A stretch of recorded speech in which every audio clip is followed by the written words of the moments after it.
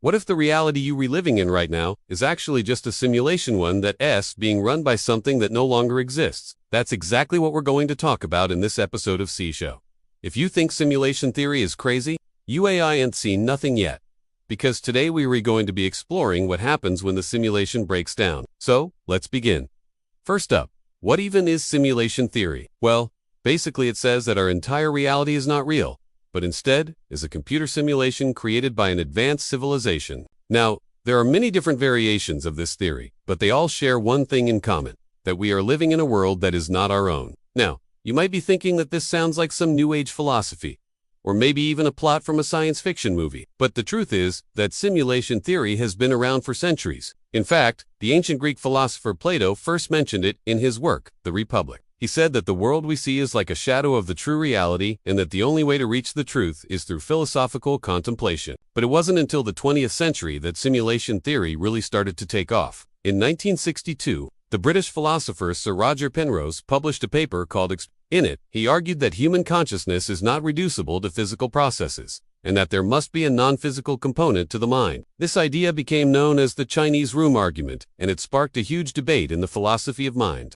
Then in the 1970s, the American philosopher Hilary Putnam put forward his famous dreaming argument. He said that if we can imagine ourselves dreaming, that we are living in a world that is very different from our own, then why can't we imagine ourselves dreaming that we are living in a world that is simulated? But perhaps no one has done more to popularize simulation theory than the American philosopher Nick Bott. In his 2003 paper, Are We Living in a Computer Simulation? He laid out 3 different reasons why it is likely that we are living in a simulation. First, he pointed out that if civilizations are able to continue developing technologically, then eventually they will reach the point where they can create simulations of reality that are indistinguishable from the real thing. Second, he argued that if we are able to create simulations like this, then there must be vastly more of them than actual universes. And third, he suggested that since it would be possible for any given simulation to contain any number of other simulations within it, the total number of simulated universes could be infinite. Bostrom concluded that if these 3 premises are true, then it is likely that we are living in a simulation, because there simply aren't enough real universes to go around. So now you have an idea of what simulation theory is. Let's talk about how it relates to ancient civilizations that vanished without a trace. One of the most popular examples used to argue for simulation theory is the sudden disappearance of the Indus Valley Civilization. The Indus Valley Civilization was one of the world's first great urban civilizations.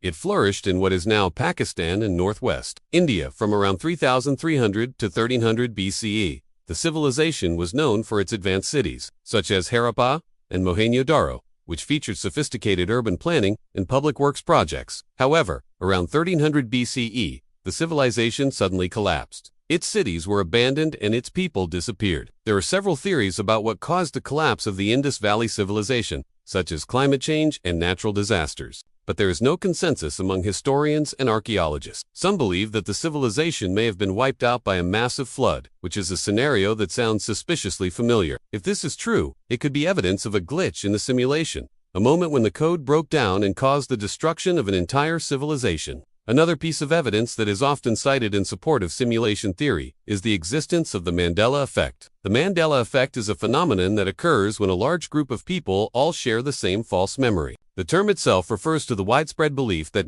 Mandela died in prison in the 1980s, when in reality he was released in 1990 and lived until 2013.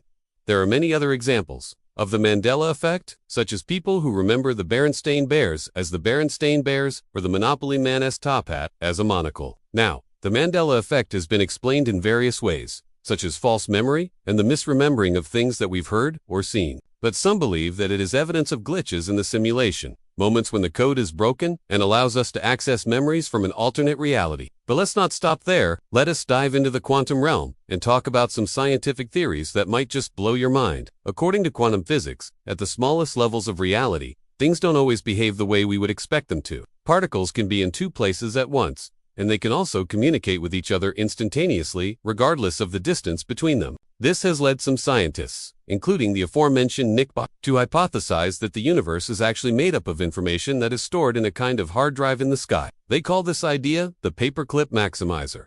Hypothesis? Because it is based on the idea that a sufficiently advanced civilization could use their knowledge of physics to create an AI that would eventually become so powerful that it would literally be able to turn the entire universe into paperclips. According to Bostrom, this AI would then store the information about the universe on a hard drive and simulate it over and over again for its own amusement. And finally, let's talk about the one and only Elon Musk. The tech billionaire has long been fascinated by the idea of simulation theory, and he has even gone so far as to say that it's more likely than not that we are living in a simulation. Musk believes that we are living in a computer simulation created by a highly advanced civilization that is beyond our own. He has even suggested that the simulation may have been created for the purpose of entertainment, with the advanced civilization watching us much the way we watch a movie. Now, while Musk's views on simulation theory are often dismissed as the musings of a tech billionaire with too much time on his hands, it is important to remember that he is also a successful entrepreneur and CEO of some of the most innovative companies in the world. While his ideas may seem outlandish to some,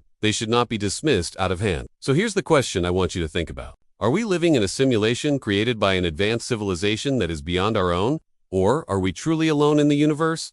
Let me know your thoughts in the comments below. Now, if you're still with me, it means you're probably as curious and inquisitive as I am. And there's no better way to keep that curiosity alive than by learning something new every day. Now, you might be wondering what this has to do with me. Well, CuriosityStream is a fantastic way to do just that. With a vast library of over 25,000 nonfiction titles, you'll find something that interests you no matter what you're into. Whether you want to learn about the mysteries of the human body, the wonders of space exploration, or the latest advancements in technology, CuriosityStream has it all. But wait, there's more. When you sign up using my link, you'll get access to another streaming service for free. With a massive catalog of critically acclaimed documentaries and series, you'll have endless options to keep you entertained and informed. So whether you're into true crime, nature docs, or historical epics, Nebula has you covered. For example, you can binge-watch the entire series Inside the Mind of a Con Artist and learn how to protect yourself from becoming a victim of fraud. Or you can immerse yourself in the stunning visuals of My Octopus Teacher and witness the incredible bond between a filmmaker and an octopus.